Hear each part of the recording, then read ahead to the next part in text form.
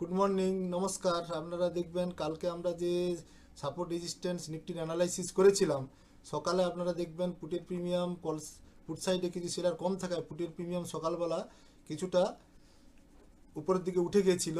কিন্তু তারপরে দেখুন আমরা যে কল সাইডে বেস লাগিয়েছিলাম 30 পয়েন্টের কাছাকাছি, সেখান থেকে দেখুন প্রিমিয়াম বেসকে রেসপেক্ট দিয়ে একদম বেসের কাছ থেকেই দেখুন প্রায় 30 পয়েন্টের মতো 60 পয়েন্টের কাছাকাছি উঠে গেছিল।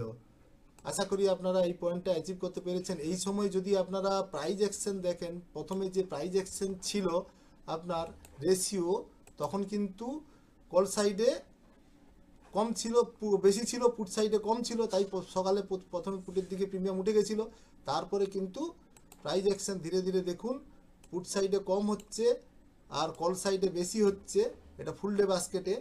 আর 5 মিনিটের বাস্কেটে দেখুন মাইনাস কেটেছে কল সাইডে, অর্থাৎ কলের দিকে প্রিমিয়াম যাওয়ার প্রবণতা কিছুটা থাকলেও কিন্তু যেহেতু ফুল ডে বাস্কেটে পুট সাইডে প্রিমিয়াম পুট সাইডে সেলারি রেশিও কম আছে, তাই কিন্তু এই সময় মার্কেট খুব একটা উপর নিচ হবে না। আপনারা কিন্তু অবশ্যই প্রাইজ অ্যাকশন দেখে সাপোর্ট রেজিস্ট্যান্সকে ফলো করে এরপর কিন্তু ট্রেড নেবেন।